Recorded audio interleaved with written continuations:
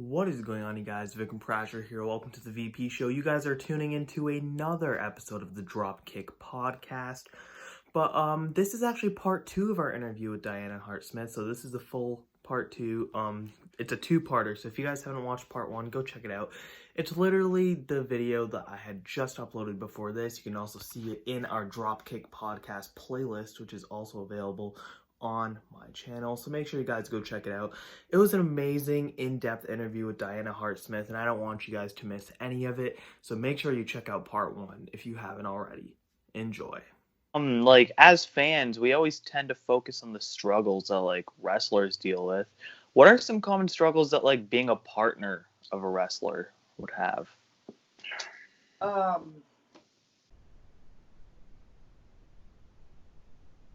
Well, I know a lot of this. This wasn't so much the case with us, but a lot of them would be that the wives don't understand that the wrestling industry, or they don't, they just don't get it. So they think when their husbands come home that that they're supposed to be, the Dad Brady or whatever, like the father on the Brady Bunch, and it's like that's not realistic. But I and they don't believe in wrestling, or they don't see it as they don't understand that they're like in a way like a superstar in some cases, or they're this other character when they're at work. They're like, I know, if I'm a waitress in a restaurant, I might go into like a character a little bit to help me get through it, or act extra polite or something. That might it might not really be my personality, but I got to get into the role. But just got to do it. Yeah. But with the wrestling, it is different, and sometimes the wrestler can't leave the character when they come home, and sometimes the wife or the partner can't understand that the wrestler needs. It's like shaping a new identity almost, as if, you know what I mean? And I think it was different back then because you had to stay in character 24/7. Whether now it's like you can stay in character on TV, of course, backstage, not so much because there's social media now, and everyone's just kind of being themselves, being their real selves, right? And then they can go at home, be their real selves again. So, but back then it was a really intense. Like I said before, it was real. It was really real. Yeah. You know what I mean? Yeah.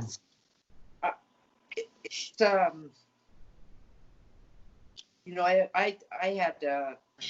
In a way, it was. I was always comparing. I think a lot of people compare. For a long time, then that's how it was that I would compare Davey or other people to my brothers or our wrestling product or my dad. So I would see some of these early, when they first started with WWF in 84, 85, I would see some matches and think, that doesn't appeal to me at all. That's not Stampede Wrestling style. I didn't understand short matches and TV matches. I didn't, because I didn't know all that. I had to learn it. But I sometimes thought, I was so strict, or I was like, I'm Stu Hart's daughter. I'm Stu and Helen Hart's daughter. I can't. I wouldn't. I didn't drink. You had that pressure, right? I was like, I didn't want to do something. I was a nonconformist too, like Owen, but. If I got caught doing something I wasn't supposed to be doing, it was, when it came right down to it, it was like, oh, you got into a fight at school with somebody because they were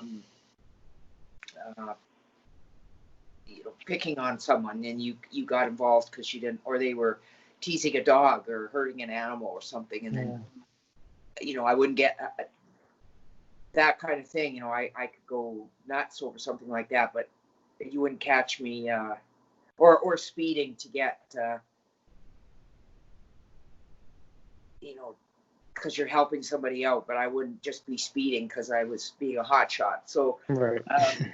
I just so I mean I just couldn't help but, and it wasn't fair to Davey, but I don't think Davey minded, but at times I think I often put him was if he couldn't fix something, like he didn't know how to fix a car or something on the car, I was like, well, my dad would have known how to fix it. That wasn't fair of me to do that, to make Davey feel like he couldn't live up to my dad's standards because he didn't know how to. I mean, he knew lots of things too. I'm just trying to think of an example. And he wasn't home a lot either. Right. He was away, so I was finding myself dealing with these things without him, and I don't know if other wives feel like that too, where they feel like they're doing it all on their own, and then when their husbands come home, almost like they don't. Well, I got to do this, I got to do that. This is what the household looks like when you're not here. Right. Life goes on when you are here. I got to. You just got to keep going with the stones, Yeah. And I think maybe the wrestler will feel left out because he's away for so much of it.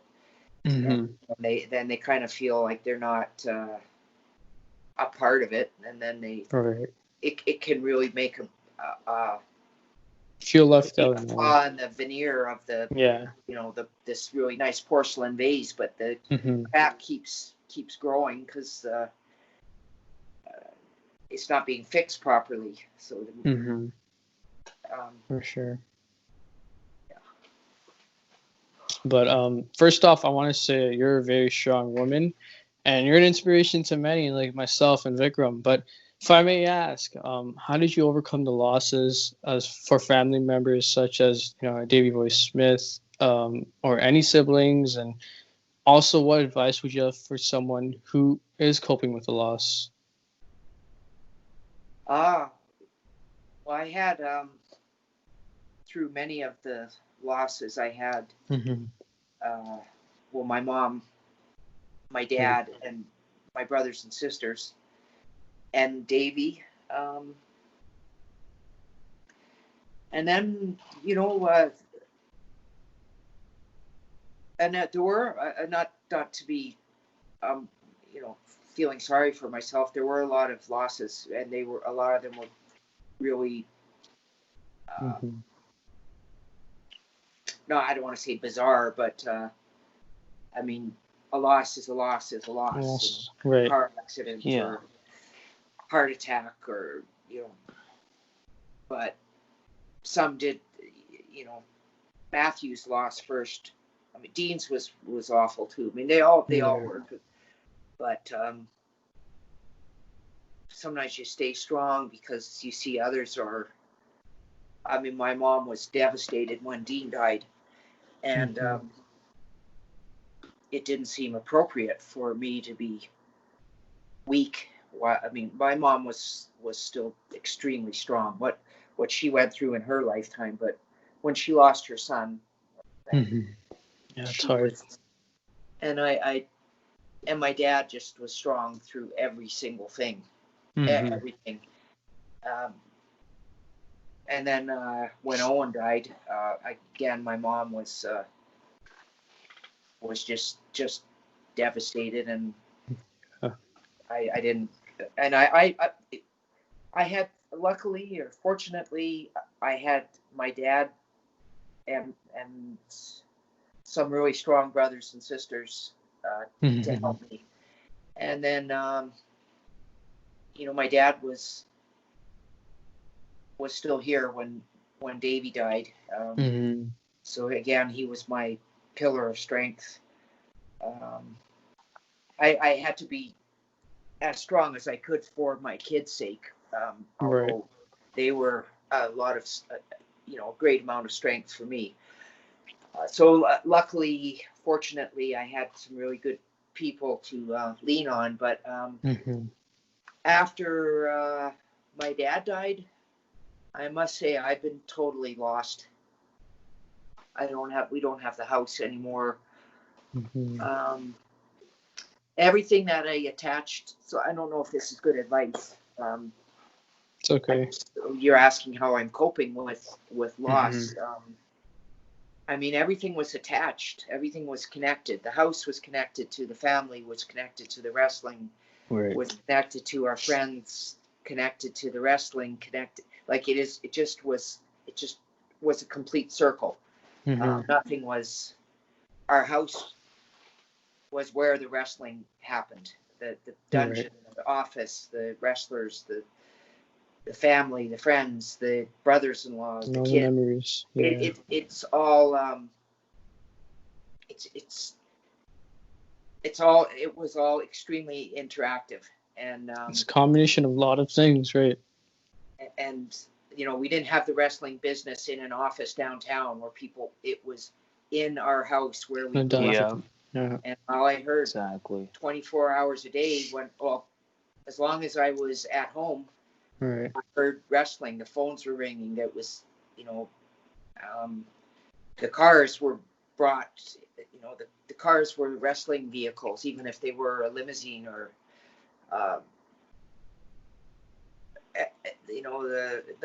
our whole lives revolved and evolved out of my mom and dad, who created this wrestling business before I was born, and became an integral part of what is now the WWE. And and I just am, after my dad died and the house was sold and there was no more, when Harry left WWE in 2011, I've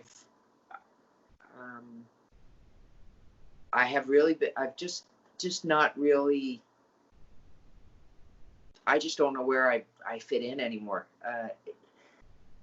I just, so, I've gone to wrestling shows and done a few little things, but when I get at like a wrestling convention or something, it's pretty fulfilling because people will come up and, or they're old wrestlers that you haven't seen in a while, or friends and stuff. It's really of great comfort. But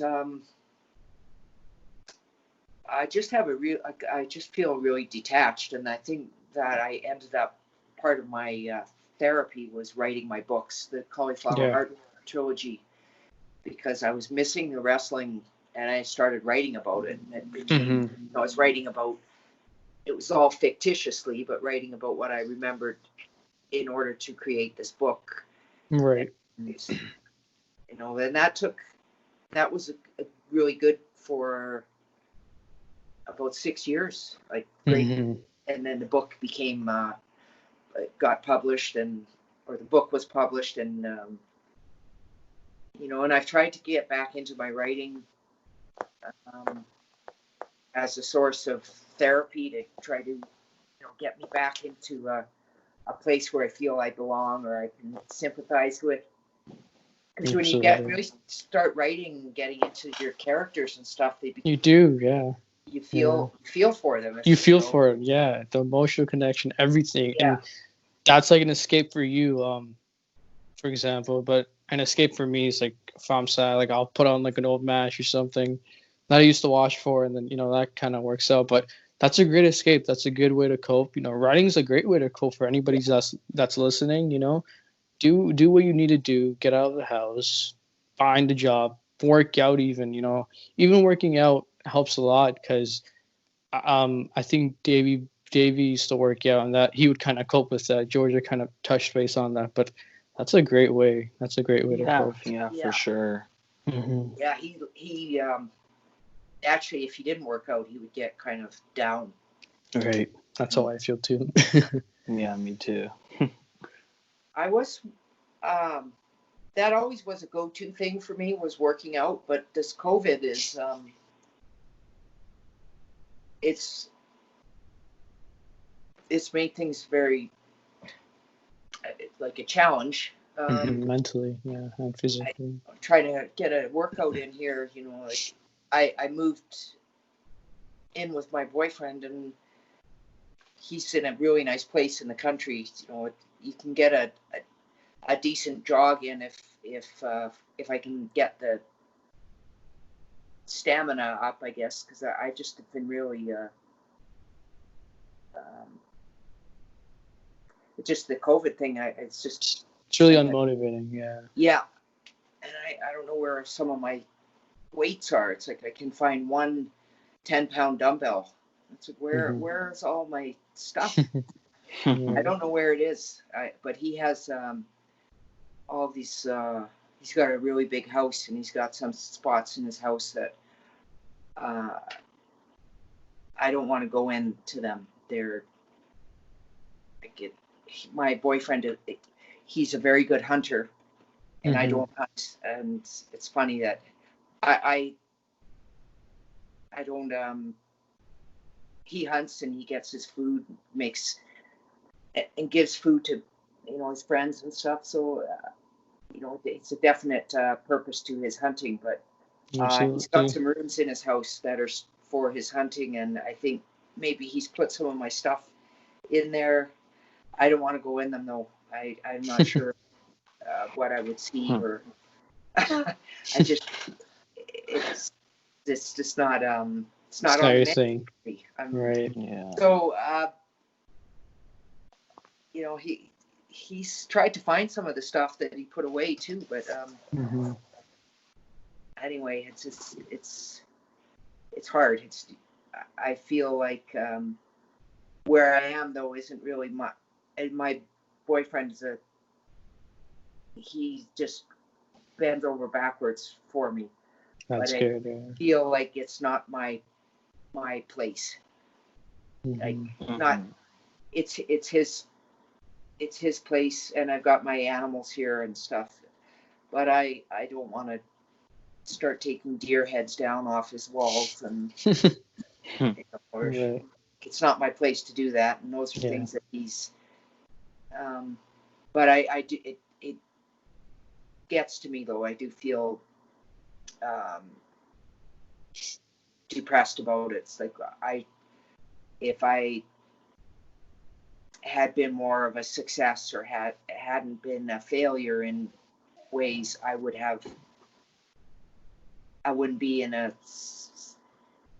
situation that, but you know, at the same time, I don't know that I would want to not be living with my boyfriend. It's part of my you know, my anxiety and depression. It's like if I had the choice, I would want to be living with him and with my animals, and we're in this absolutely stunning home with this beautiful landscape that with nobody around.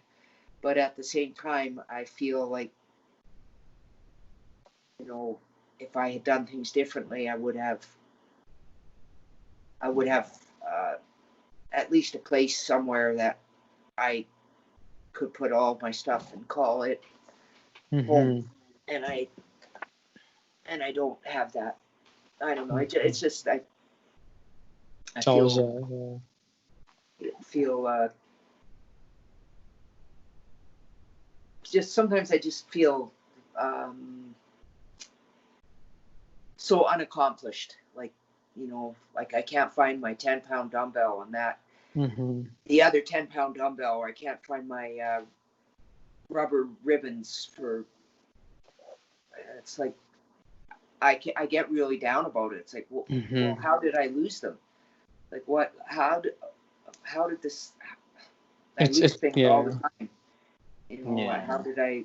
Why can't I find my glasses or my eyeglasses? It happens, and it really does get me into a real spiral, and it's silly, but at the same time I can't help but get very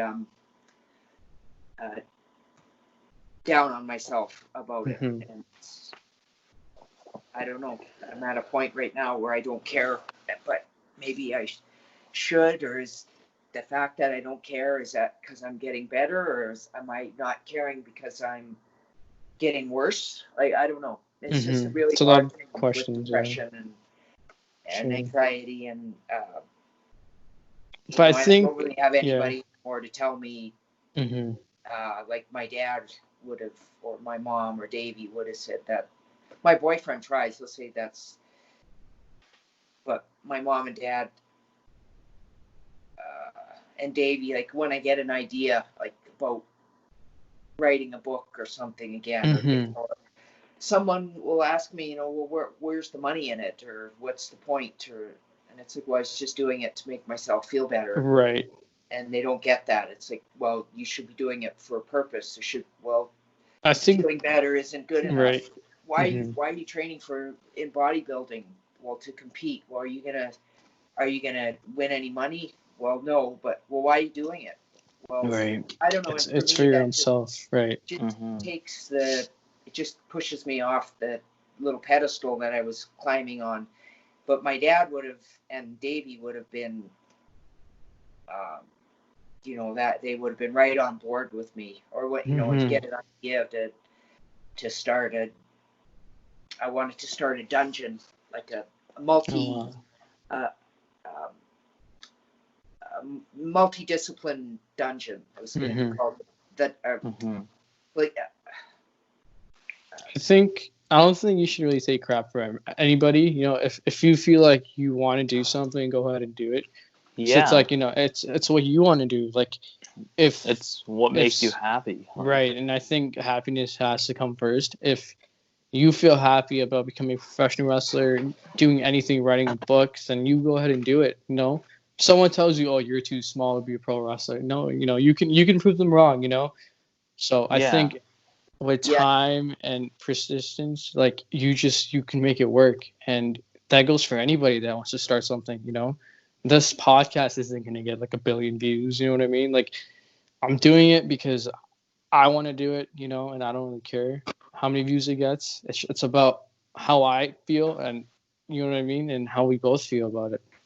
And it's Yeah. when you have a really good support, like even one Mhm. person that, and if you don't have that, it's really It's tough. challenging. Yeah. You don't have I don't know how many people I went to about the dungeon idea, and I had one person in the States that was on board with me, and we'd but I asked so many people. I said it's going to be a gym for kids up to 100 years old. Little It'd be kids great. learning Yeah. box Yeah. for fun, and then if you Mhm. want to learn amateur wrestling when you're Oh, wow. Yeah. Absolutely. and it was going to be all the disciplines of combative sports without it becoming where you're getting hurt. It was all just to Mhm. learn about it, and it was like the Stu Hart philosophy. And I think that would be great. Absolutely. Sounds Like, like I'd an love it. amazing idea. I would probably come Yeah. by too. Yeah, just to see Yeah. how things are. You know what I mean? Like, I mean, I That'd be thought it was awesome. cute to have like little kids in their padded helmets Yeah. and the big gloves and learning how to Yeah. box, and the moms could be in the other room taking kickboxing, and the fathers could be learning jiu-jitsu or grappling, or absolutely. getting taught privately. And if you wanted to go on and make it something that you want to compete in, then we could help you with that. And if you just want to do it for fun, Mhm. get in shape, or you actually want to learn how to protect yourself, or we were going to cover it all. And Be great. Yeah. You wouldn't believe how many people I went to with the idea, and Mhm. like, nope. Mhm. Man. And Sounds like a really nice Sounds idea, like a though. great idea. Yeah. That would be amazing. yeah, I had two really good people in Calgary that put money into it to help me get it started. Mm-hmm. And, we did a business plan with that. And then I took the business plan to people to invest in it because we needed a building and to buy mats and pay a trainer, pay people to. And no, could not. Yeah. I was so sick about that. I really was. Mm-hmm. I couldn't get anyone to. Oh, what do you know about business? Or what do you? Oh, are you you never wrestled? It's like, no, I know that, but I have people that will help me. That would help you to get to that obviously. point, right? Like, well, who? I said, well, I have one guy. Well, he's going to come up with his family. Oh boy, that just doesn't sound very. Who else? Are your brothers involved? Right. Well, no, they're not, because they didn't want to get involved. They've got other things going. So, oh gee, I don't know. Well, sorry, can't help. I mean, I had so many doors slam in my face. I got very bitter about that, and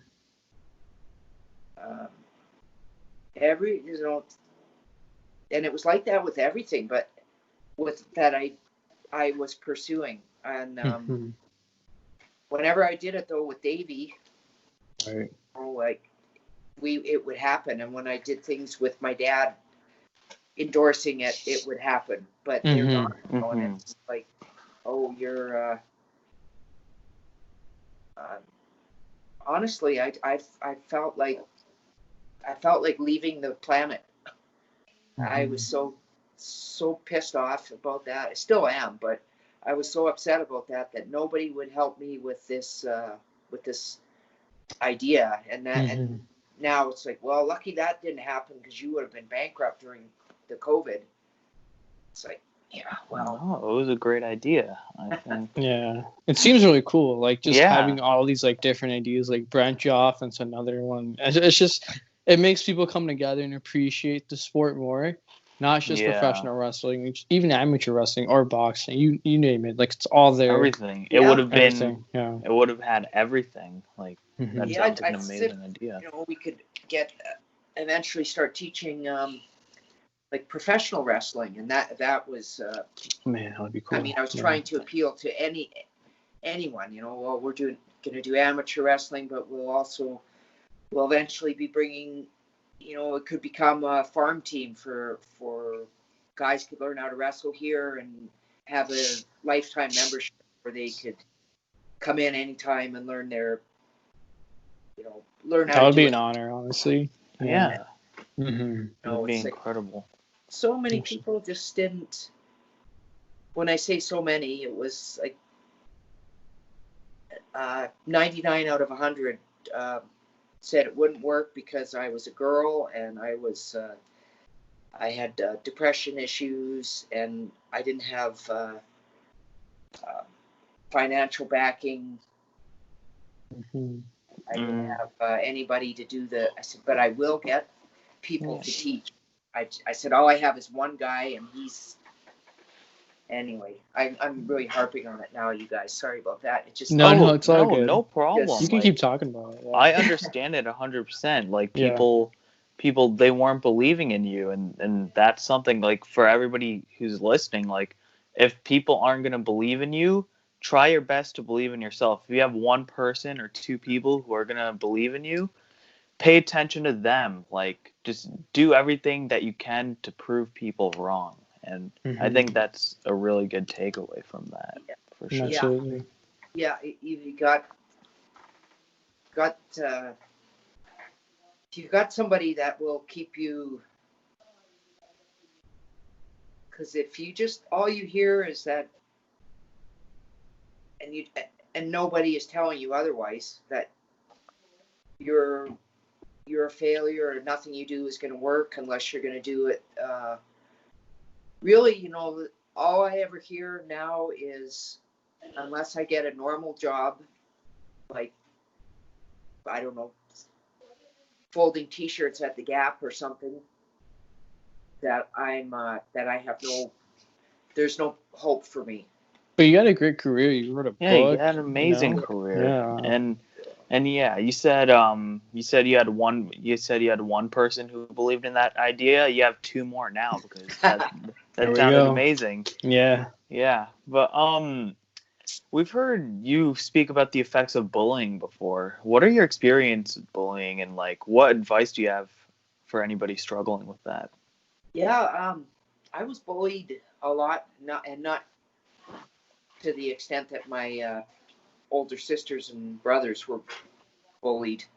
Um, more, I remember a lot with Georgia and Ellie and Georgia getting teased at school really badly. There's Rocky. Oh yeah, Rocky, my boy. My boy, oh Rocky. So, I mean, like physically bullied and my brothers went to the school. Brett was the one that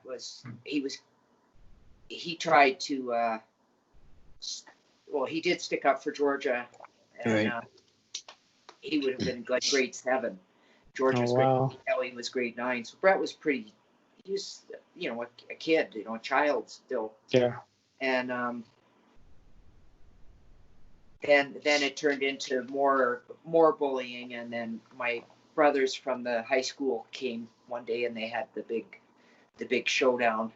I heard so many stories about that. Like, yeah, even crazy. Some of the teachers were, they were quite aware of the bullying going on and didn't do anything to defend my sisters or Brett.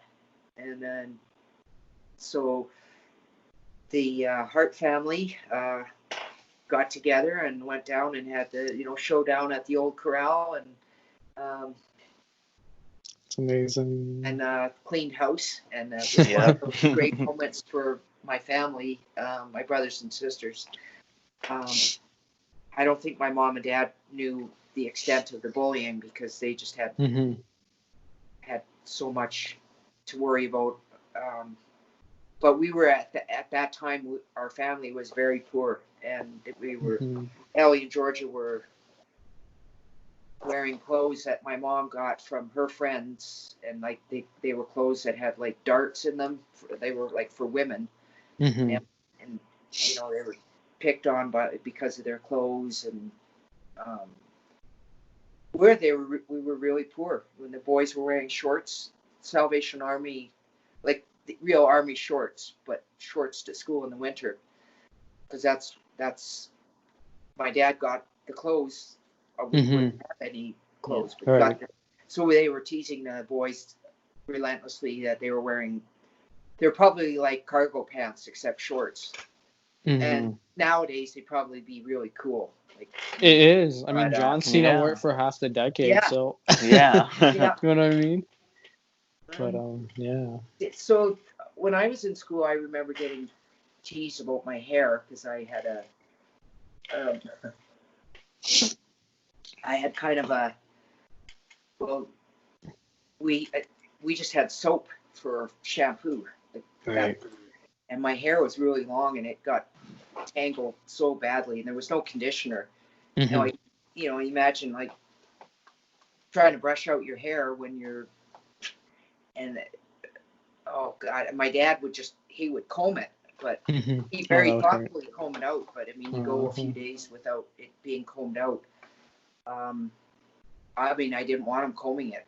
He had like this little pocket comb, and it hurt so much, and my hair was down my back, so I would get these mats in it, like real, and I try to cover it up, like I had, my hair was good, or put it in a ponytail, but I had mats in my hair, and then I get, like they'd stick up once at school and stuff. My dad wouldn't see it, but I would get teased about my hair and my clothes. My pants were too short, and the sleeves were too short.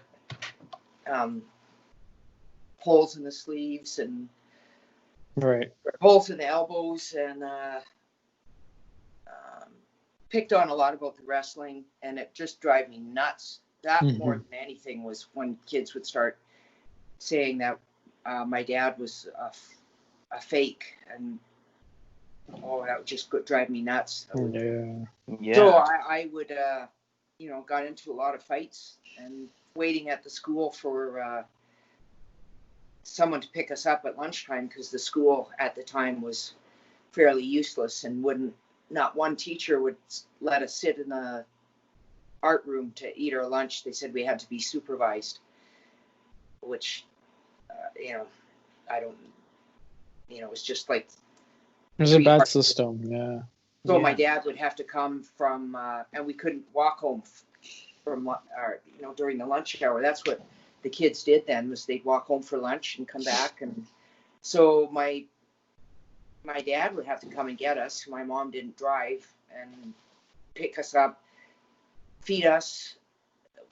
It's usually like a piping hot bowl of beef stew or something, and then take us back to school. I mean, you got to allow like 15 minutes to get home and 15 minutes to get back to school, because it was a drive. It's not like we just were across the street, and then eat. And it was like you're eating it so hot, and you get back to school, and you got.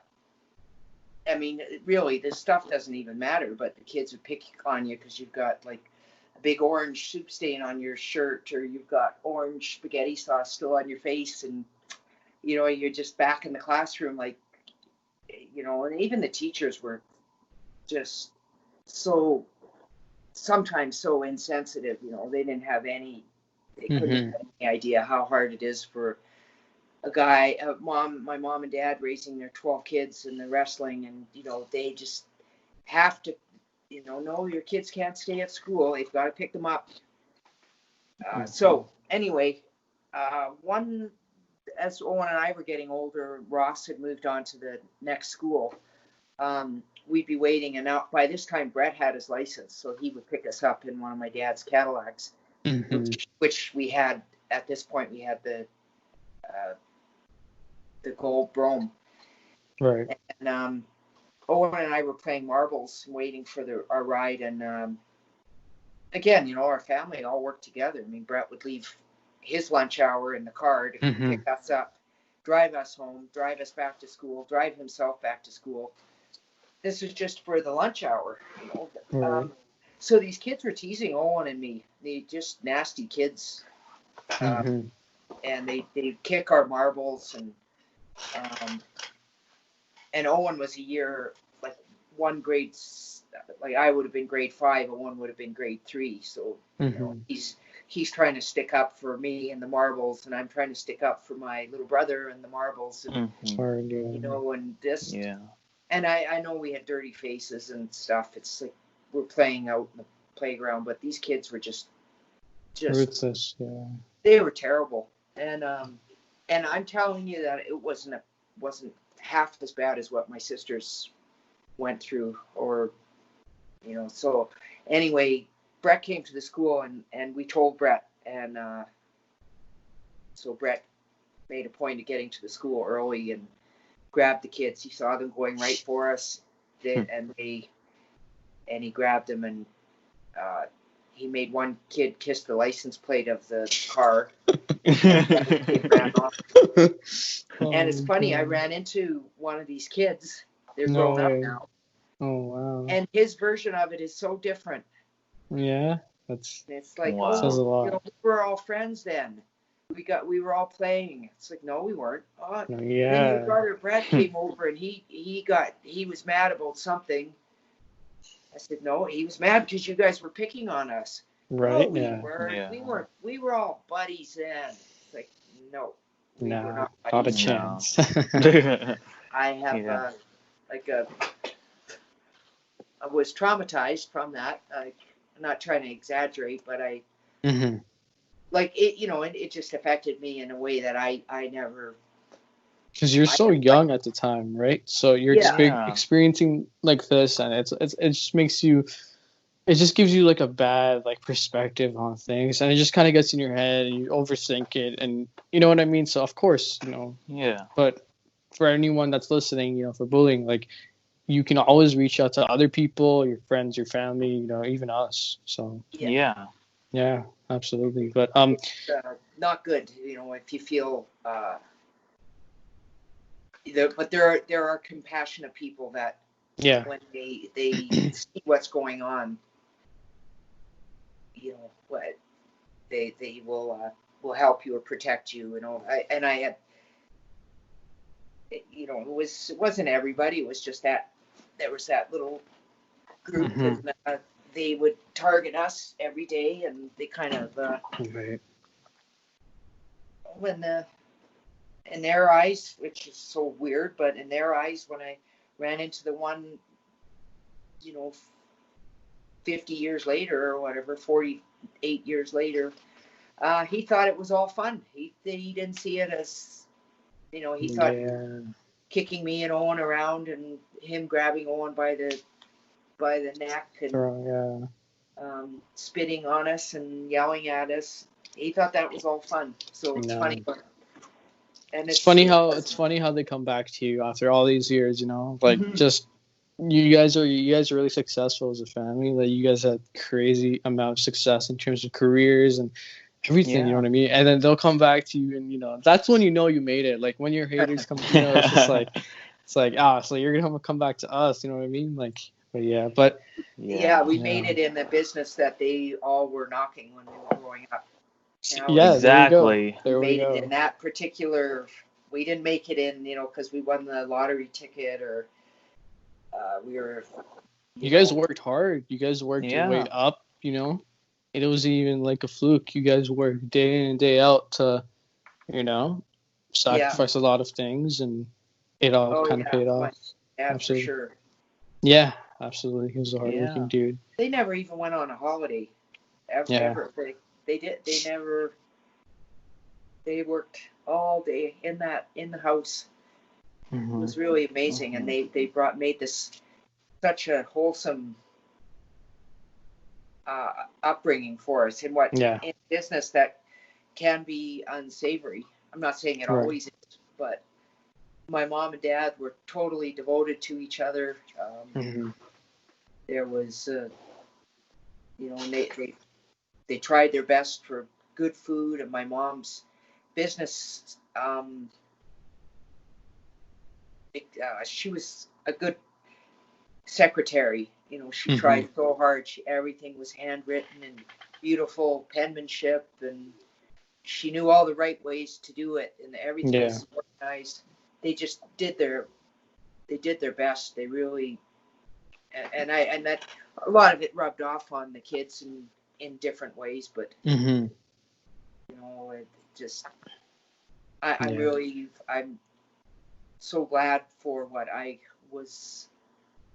It's nice that we had some friends along the way that also found it fascinating, and we're still friends with, unless they're not alive anymore, that we're still friends with. Like Brett's high school and childhood friends are still his friends, and mine are, and my older brothers, and a lot of the friends were mutual friends. Yeah, absolutely. Brett's friends were Smith's friends, were Wayne's friends, and they're still in the picture now. It kind of happens, yeah. But switching to more of a positive note, you mentioned that you're a writer and you have written books such as Under the Mat, and you mentioned the Cauliflower Art Trilogy. What stands out to you while writing these books, and which one are you most proud of? I think the Cauliflower Heart. I think book 3, because I managed to tie. Well, I managed to tie it all together, because I didn't know how it was going to end. So, but that. I started writing. I took Canadian literature at university here in Calgary, and was supposed to become a teacher. It didn't happen, but I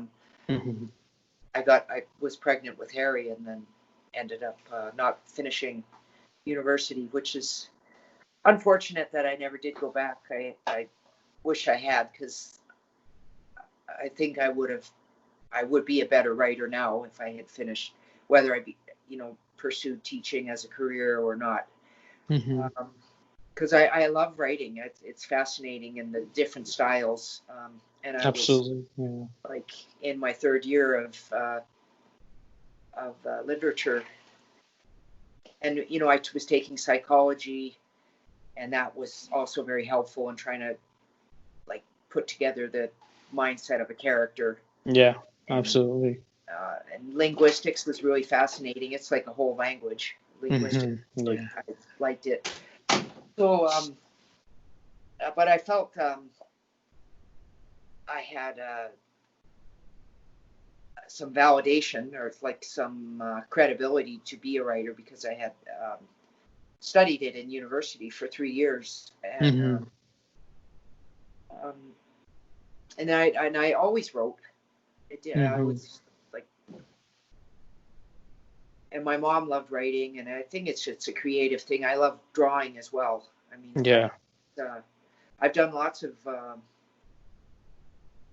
drawings too, but unfortunately, I never seem to get. I don't know what it is. I mean, just I never seem to. I don't draw because I want to make money or anything, but you just kind of go along with what's in your mind. You know what I mean? So I wish I had done. Had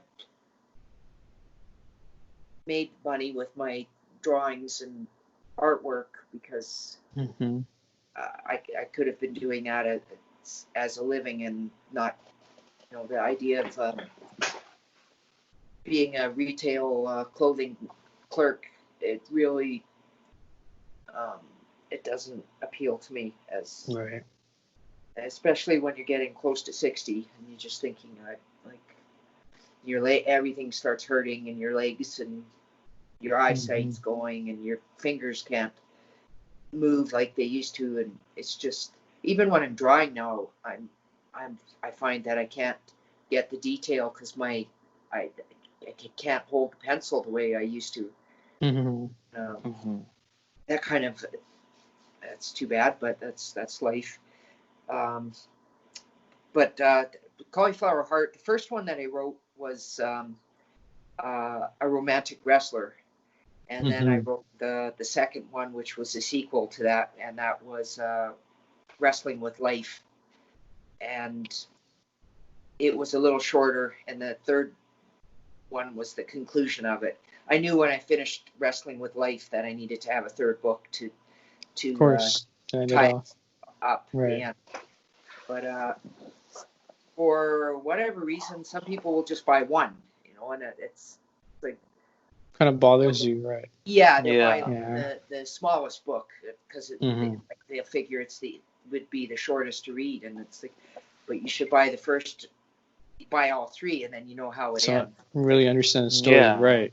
Absolutely. And, I don't know why they're even buying it. Sometimes, like, I hate to sound like I'm such a sourpuss, but I'd almost rather they didn't buy it, because it's going to sound like a really stupid story, because they don't know who these characters are. Or they're not reading it from the first, Yeah. So, like buying, I don't know, one of the, like you just say, buying one of the Harry Potter books and starting with the third book in, and never going any further with it. Yeah. So they might, and at the end of it, if they actually did put the time into reading the middle book, they must think that I have no writing sense. But the book starts with a weird beginning, because it takes off from where the book ended.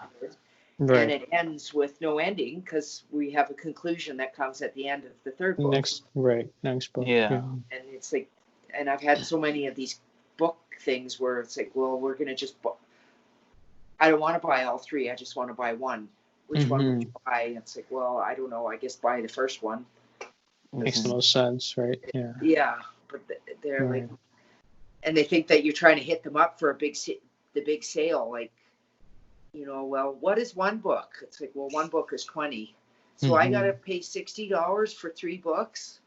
It's like, well, no, I'll give you a deal. Like, I'll, charge you $30 for 3 if you just, buy 3, but don't just buy one. Doesn't make sense, yeah. But they think that I'm trying to, that I'm just hell-bent on making a bigger sale. But that's not the case. You want people to really look at your work and be like, this is great, because that's what you're putting out. Like, artists and stuff, it's always like that, but people always are hell-bent on, like, people think that the seller or whatever is trying to rip them off, but that's not always the case. No. You know what I mean? Yeah. So that was great, and that didn't. I mean, writing it was so wonderful to have the first book when I got it shipped to my house.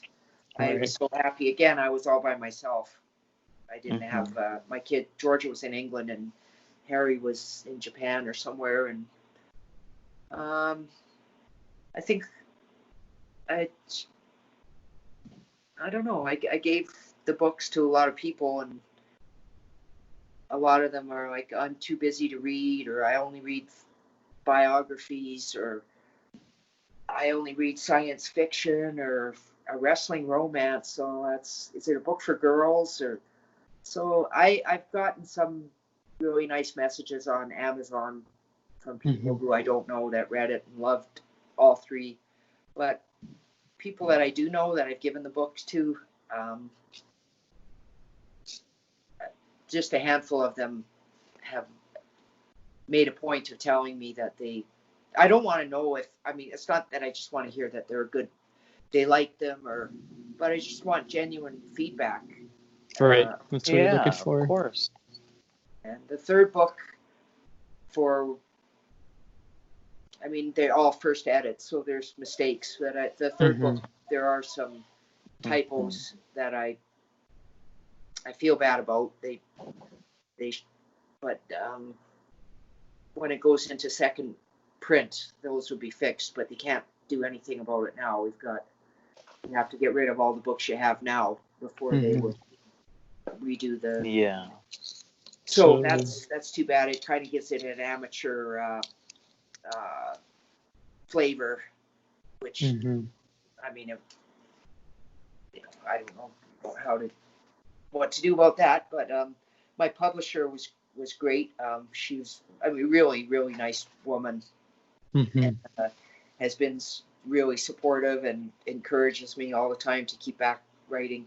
She's with a group called Headline Books, and they were the #1 independent publisher for 2018 and quite a few years previously too. But she's been really good, and I feel I want to do more for her because she believed in me. And she gave me a chance. She published the books, and so I got to get. I don't know what it's going to take, but I got to get going again on my working out and my art, even if I can't hold a pencil as well as I could, and my writing. But I don't know. I'm just in a funk right now. Have been for probably since a different one than before. I think it's stemming from the coronavirus. I think it'll all work out eventually. Yeah. Absolutely. It'll all work out. But wrapping up our interview, I always ask this question, this final question. What's the next chapter for you? What kind of what? I said, what's the next chapter for you? Oh, what's the next chapter for me? Yeah. I don't know.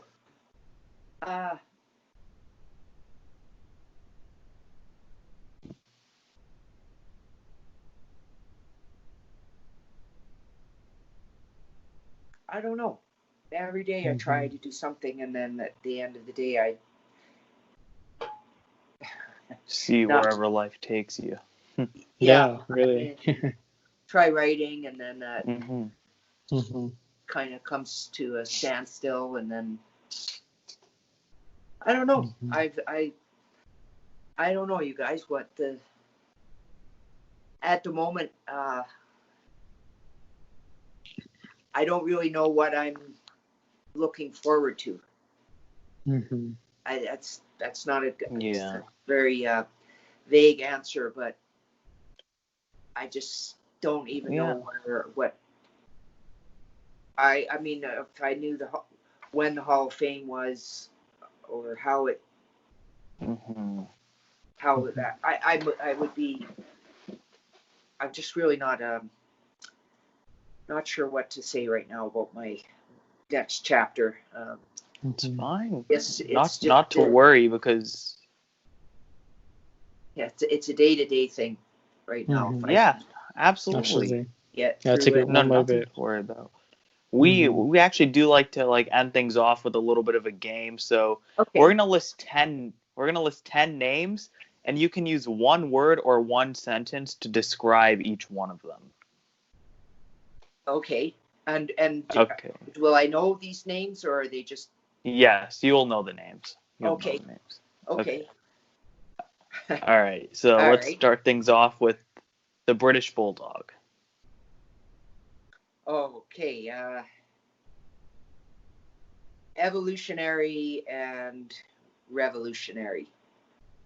Bret Hart. Legendary. Harry Smith. Oh, an airtight mystery. Owen Hart.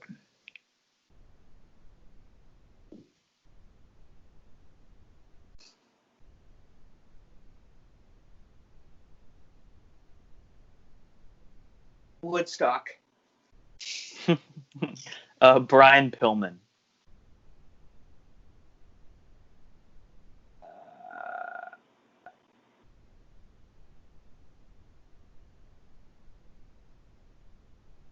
A fearless team player. Georgia Smith. Underrated and brilliant. Jim Neidhart. Rhinoceros. The rhino. Tyson Kidd. Oh gosh. Relentless fighter and cat whisperer. Stu Hart.